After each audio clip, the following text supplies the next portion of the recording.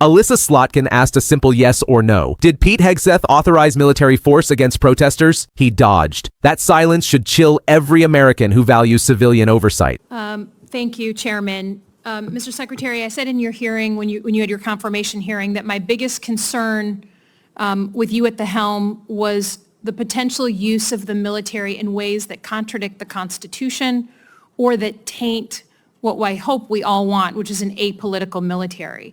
And when I asked you about whether you would accept an order that was actually given to your predecessor, Secretary Esper, Trump's SecDef, to deploy active duty troops against unarmed protesters and to, in Secretary Esper's words, shoot at them, shoot at their legs, you said this was all theoretical.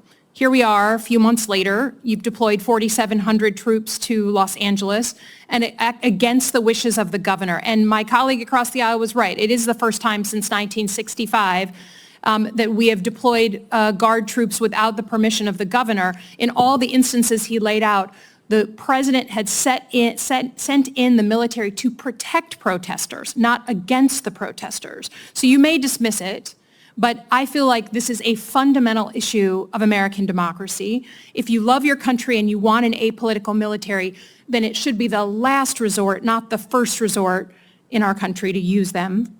So to get to the non-theoretical, have you authorized the uniformed military to detain or arrest protesters in Los Angeles? Senator, I would just start by saying you're not a protester if you're throwing concrete 100%. at law Arrest those enforcement people. officers. Throw them in the jail. 100%. But what you're doing is something different. Everyone knows this is a political decision, right? So we don't trust that you're using the best interests of the military, certainly, and of democracy on top of that. So have you given the order? That's all I want to know. It's not theoretical. For the U.S. military, not law enforcement. They can arrest all day long. That's their job. Do they have the ability, the uniformed military, to arrest and detain protesters currently today? It's a yes or no thing. Authority. It's sort of amusing the extent to which the speculation is out there. These troops are given very clear orders. Then what is the order? Then list it out for us. Be a man. List it out. Did you authorize them to detain or arrest? That is a fundamental issue of democracy. I'm not trying to be a snot here. I'm just trying to get the actual, did you authorize them to do that? All of these orders and what they're sent there to do are public. They are there so say it. So say it. Yes or no? I'd like to.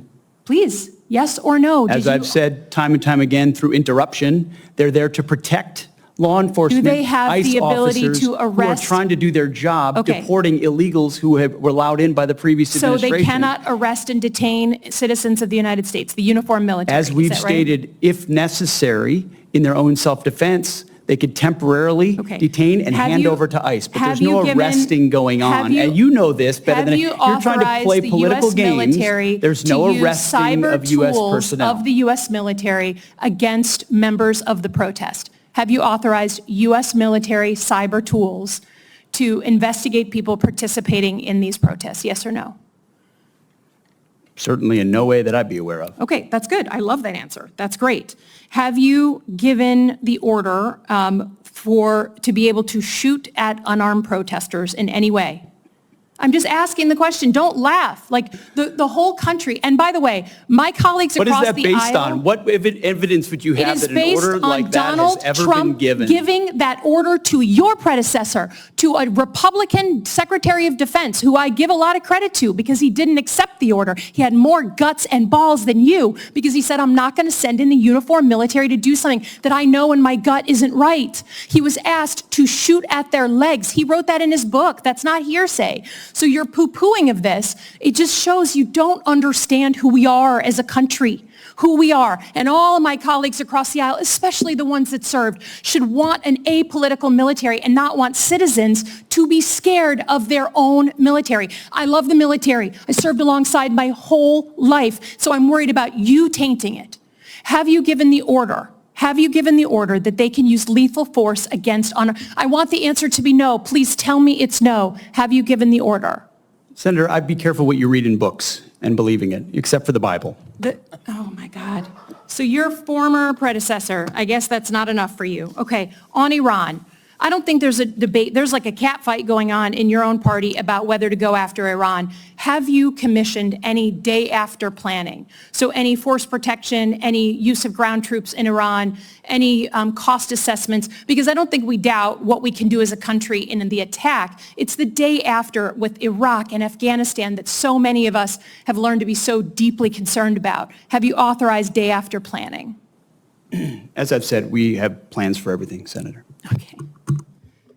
And I would also reiterate how we began, that there will be a classified portion of this 15 minutes after we adjourn. What you just watched wasn't a policy disagreement. It was a flashing red warning light. A moment when a U.S. Senator, Alyssa Slotkin, didn't just challenge a cabinet official. She confronted something far more dangerous. A Secretary of Defense who refuses to give a straight answer about whether he has authorized the use of military force against American citizens. This wasn't about optics. This wasn't a gotcha moment. This was about one of the most sacred lines in American democracy, keeping the U.S. military out of domestic politics, and whether that line has already been crossed. Slotkin didn't come in with theatrics. She came in with experience. A former CIA analyst and national security official, she understands how democratic institutions bend and break. She knows what happens when armed forces are politicized because she's seen it in failed and failing states around the world. So when she asked Pete Hegseth a yes or no question, did you authorize the U.S. military to detain or arrest protesters? She wasn't playing politics. She was protecting the very foundation of civil-military relations in a constitutional democracy. And what did Hegseth do? He dodged. He danced.